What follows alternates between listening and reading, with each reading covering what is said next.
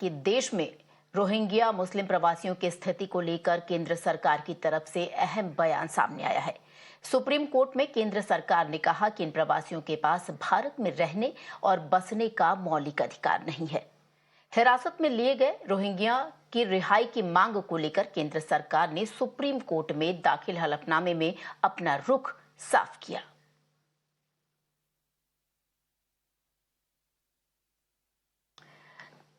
तो ये बड़ा अपडेट आया है। आपको बता दें कि इस पूरे मामले में केंद्र गवर्नमेंट की तरफ से बड़ा स्टेटमेंट सामने आया है।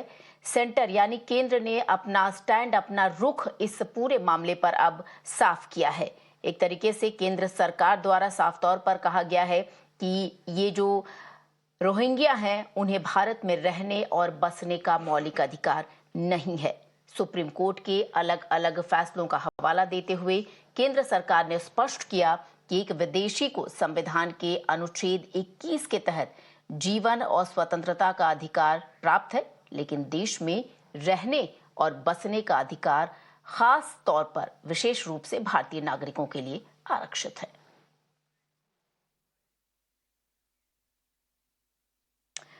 और सीधे रुक करेंगे हमारे सहयोगी हरीश का, जो इस वक्त हमारे साथ जुड़ गए। Harish, this is governments big statement on Rohingyas, please give us more detail.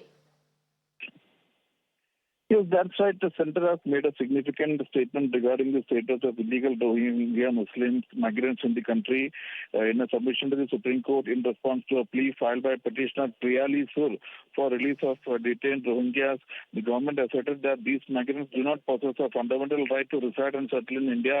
It emphasized that the judiciary should not encroach upon legislative and policy decisions of the parliament and executive to create a separate category of granting refugee status to such individuals.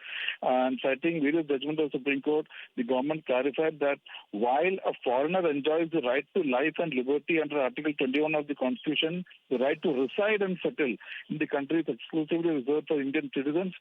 The government also clarified that India does not recognize UNHCR refugee cards which some Rohingya Muslims have obtained to claim refugee status.